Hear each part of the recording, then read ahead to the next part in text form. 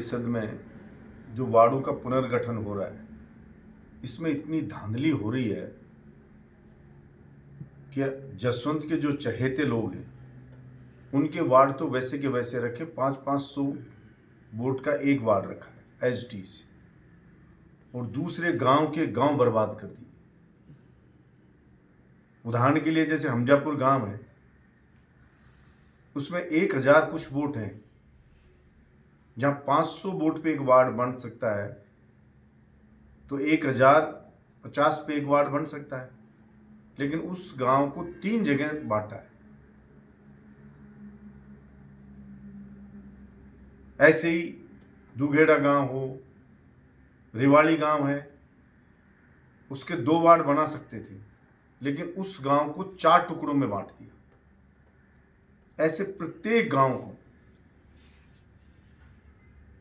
इस तरह से टुकड़ों में बांट दिया। जबकि वार्डों का परिसीमन होता है तो भौगोलिक दृष्टि से भी देखा जाता है, जनसंख्या की दृष्टि से भी देखा जाता है। जिसकी सीमा ही नहीं लगती है, उस जगह उसको बीच में से उठा के वहां जोड़ दिया। मनमानी चल रही है। लोगों के फोन आए कि साहब ये क्या तरीका है। इसलिए मैं कहना चाहूंगा जसवंत से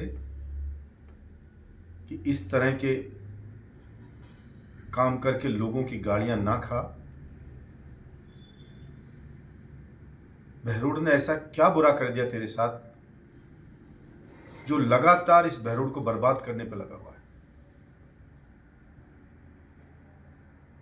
रोज ट्रांसफार्मर की चोरियां हो रही हैं। 3 अपाची गाड़ी है व्हाइट कलर की, 6 लोग हैं, एक गैंग है। हर जगह फुटेज में आ रही है।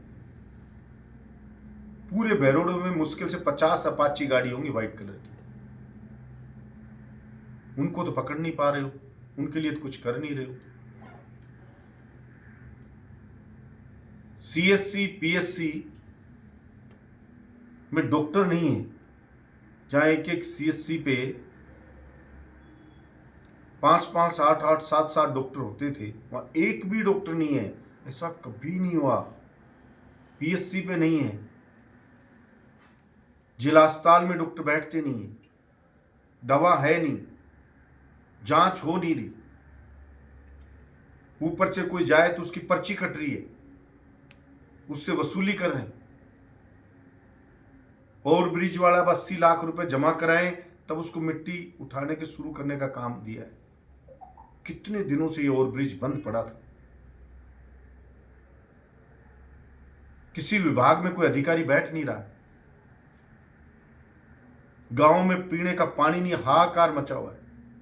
हमने लास्ट टाइम में जो बोरिंग स्वीकृत कराई, उनको इतने दिन तक रोके रखा। उनमें से कुछ हुई हैं,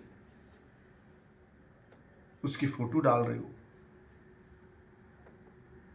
हर जगह लूट मची हुई है।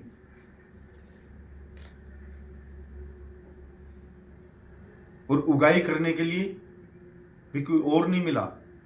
जसवंत ने खुद के बेटे को अपना दलाल नियुक्त करके बहरोड में छोड़ दिया। वो उगाई करता है। अब हम कुछ कहते हैं, नाम लेते हैं, तो कहते हैं मेरे बेटे का नाम क्यों ले रहे हो। अरे भाई, विधानसभा का चुनाव लड़ा 18 में उसने, तेरे बेटे ने। जनता ने जमानत जब्त के पास पहुंचा दिया। फिर 5 साल घूमा, बीजेपी से टिकट मांगा, बीजेपी पार्टी ने रिजेक्ट कर दिया। फिर वापस तूने उसको दलाल बना के बहरोड में छोड़ दिया। खुद तो आता नहीं है जसवंत। वो उगाई करता घूम रहा है, भाई भाई के झगड़े करवा रहा है, और उसके कहने पे ये गांव के टुकड़े हो रहे, वार्डों में गांव को बर्बाद किया जा रहा परिसीमन में। फिर आप कहते हो उसका नाम क्यों ले रहे हो। आपने उसको भावी प्रत्याशी घोषित कर दिया, फिर भी कह रहे हो नाम क्यों ले रहे हो। भाई, चुनाव लड़ेगा, राजनीति करेगा तो विपक्ष में है, हम तो कमियां भी बताएंगे।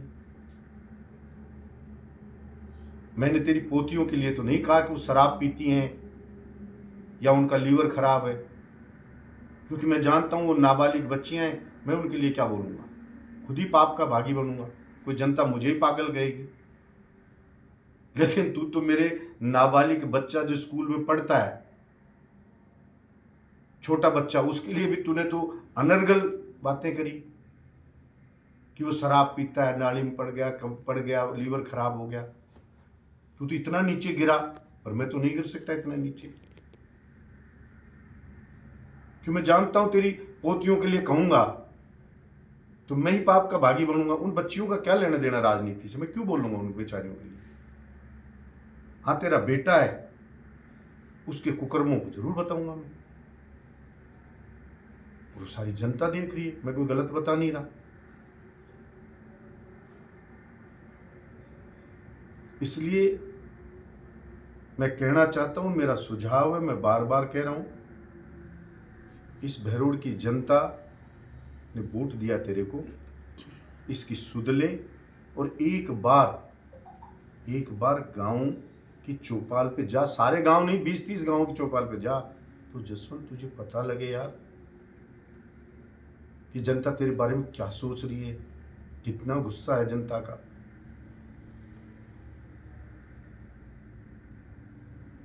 अभी तो गर्मी शुरू भी नहीं हुई है तो ये स्थिति है, बिजली आ नहीं रही है, वीसीआर काट रहे लोगों की, लोग भय में जी रहे, डर में जी रहे।